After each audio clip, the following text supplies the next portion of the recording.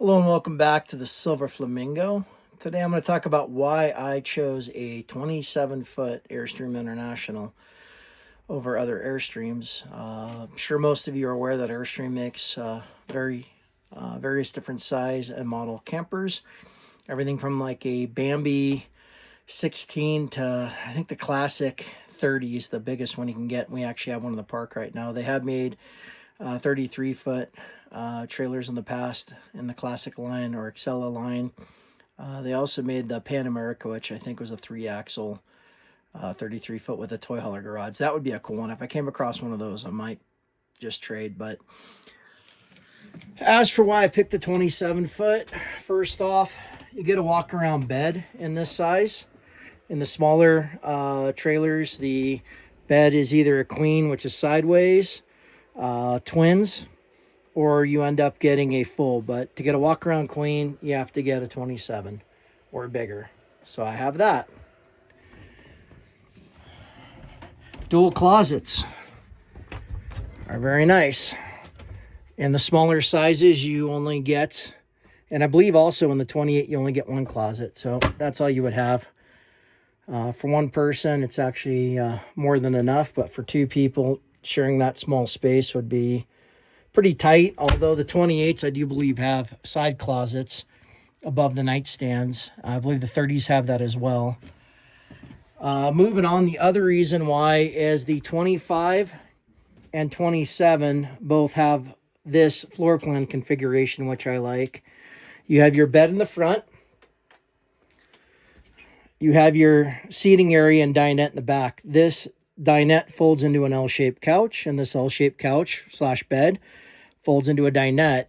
With the 28-foot, you have a separate, I guess it'd be on this side, you'd have a separate dinette table. I forget which side it's on, but you'd have a dinette table. It's right next to the sink. Sorry, the couch is right next to the sink, and the dinette is off to the side. I didn't like that as much. So this floor plan configuration I like a lot. You enter through the back. You have your seating area right through here. You have tons of storage in the 27. You have all these different boxes. There's another one down there. There's a shoe box right here. You have more storage underneath here, more storage underneath there, storage up here. You just have storage everywhere. And then also the 27-foot has bigger holding tanks, I do believe, than the 25, 6, or 8. So those are all reasons why I chose a 27-foot International for full-time living. Right now I'm in a park, but sometimes I boondock, and with solar and big holding tanks, I can stay out longer. So move outside to the camper. We'll also talk about why I chose a 3/4-ton pickup truck, diesel. Try to help people out there that are looking to get into this lifestyle. So the outside of my camper, once again, you enter through the back. On some of the models, you'll enter through the front. On those models, usually it'd be reverse floor plan, so your dining areas in the front, your bed would be in the back. I like having my bed in the front. One, I feel more secure having it right next to the truck in the middle of a campsite. But two, when you back into a spot, it's nice to have your views where you're going to be awake. So you're going to be awake and lounging right there in the back, and you get to look out. If you're backed up to mountains or backed up to a river or a lake, you have that. So that's nice. Whereas if it's in the front, you don't really have that. This is my tow vehicle. It is a 2015 Chevrolet Duramax diesel 2500 HD. So that's a 3/4-ton diesel pickup. Two reasons why you want one of these. The first reason is diesels get better fuel economy. There's actually three reasons I can think of. The second reason, which is still part of one, they can usually tow more than a gasser. But also, once you get into 3/4-ton and 1-ton trucks, they're heavier, so you're going to be able to stop better. People don't think about that. Just because you can tow doesn't mean you're going to be able to tow well uphill. If you're running a big camper like this, if you're towing a big camper like this with a 1/2-ton pickup, and I've had a few different 1/2-ton trucks, one, you're going to struggle going up hills, and two, you're going to struggle to stop. The 3/4-tons have bigger chassis, beefier suspension, stronger brakes on top of the more powerful power plant. So these will tow better, especially going up hills, and they will stop better whether you're on flat surface or going downhill. So definitely get a 3/4 ton or 1 ton truck if you're going to go bigger than a 23-foot Airstream. 25 foot plus, definitely jump into the 3/4 ton range. Single axle is fine. That's what I have. I like 4-wheel drives. If you're going to stay in the southern states, you don't need it. But if you go up into these northern states, you definitely want a 4-wheel drive for the snow, or in case you do any type of off-road stuff. I don't really beat the crap out of this off-road. It has been off-road, but I do go into snowy conditions. So there's that. And then we have another Airstream in the park today. That's a 30-foot classic. I'm not going to be too intrusive as the guests aren't here and I don't really have permission to film them. So if I'm out of line, I do apologize, but I'll give a little distance. So I believe this is the biggest one you can buy, and other than the Frank Lloyd Wright, the highest end model you can purchase right now in Airstream's lineup. As every year they change, but you have the door in the front. So you'll have your lounge area in the front on the 30-foot, just like you will a 28, and the bed will be in the rear on this model. I don't like that floor plan quite as much.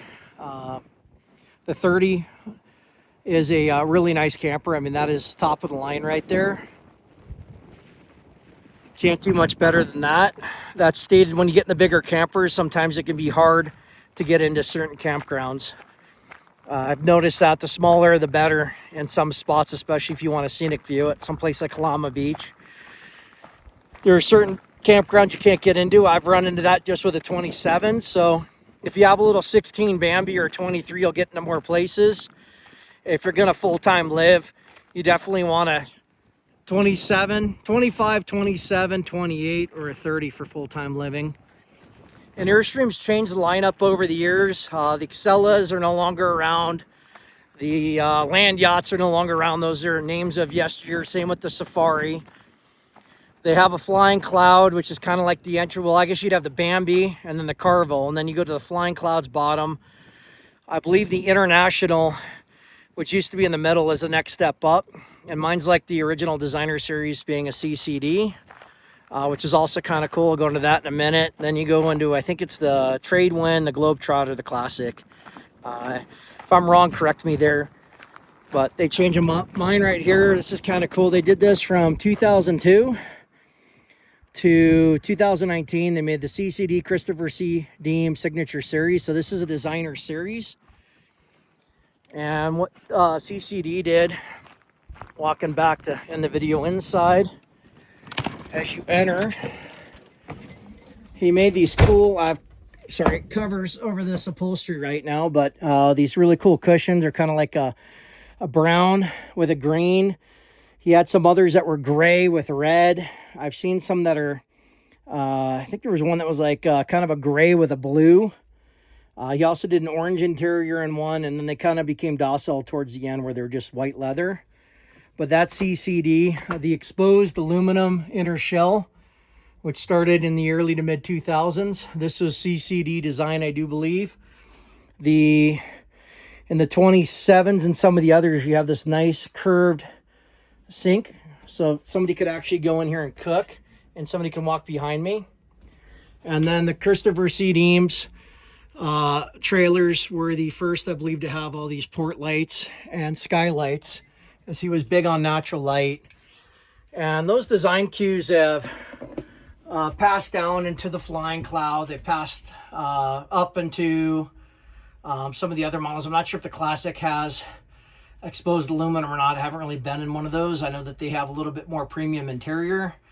The Tradewinds, the Globetrotters, and even I think the modern Bambis now will have this exposed aluminum interior and some of these design features.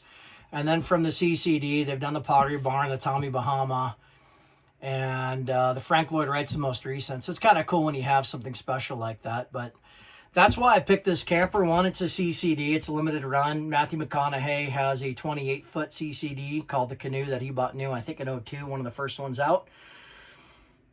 So bought this particular camper because it is a CCD. I bought it because it was a one-owner camper. I bought it off the original owners that bought it brand new in 2010, as it is a 2010. I also bought the 2015 Chevy off them. They bought that to replace the original tow vehicle. So I got the whole chalupa from one Couple that bought them both new, so that's nice. If you can get a 1 owner, that's definitely more desirable than a 4 owner. And then I specifically wanted a 27 foot for the reasons I mentioned in the beginning of this video. I was after a 27 foot International CCD, and I just happened to find one roughly an hour from where my old house was. So that's why I have a 27 foot International CCD. That is also why I have a 3/4 ton Duramax diesel. The other reason, besides the fact that it's a 3/4 ton, it's a diesel, and I just happened to get it from the same people I bought the Airstream from.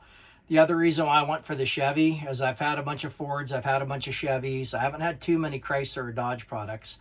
But the nice thing about the Chevy is it has an independent front suspension, so they ride really, really nice. The GMCs and the Chevys ride nice through that independent front suspension.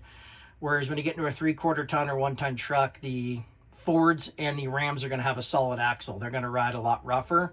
You can tow more with a solid axle, though. It's a lot stronger setup. It's just going to ride rough. For what I'm trying to do, towing the camper, towing a boat, maybe towing a small race trailer, I have the perfect truck for that. So that is why I chose what I have. I don't know if you noticed when I was walking around, but they're both silver and they match, so that's kind of cool, and that's why I bought what I bought. So if you like what I'm doing here, smash that like button, hit the subscribe button. We'll see you next time at the Silver Flamingo.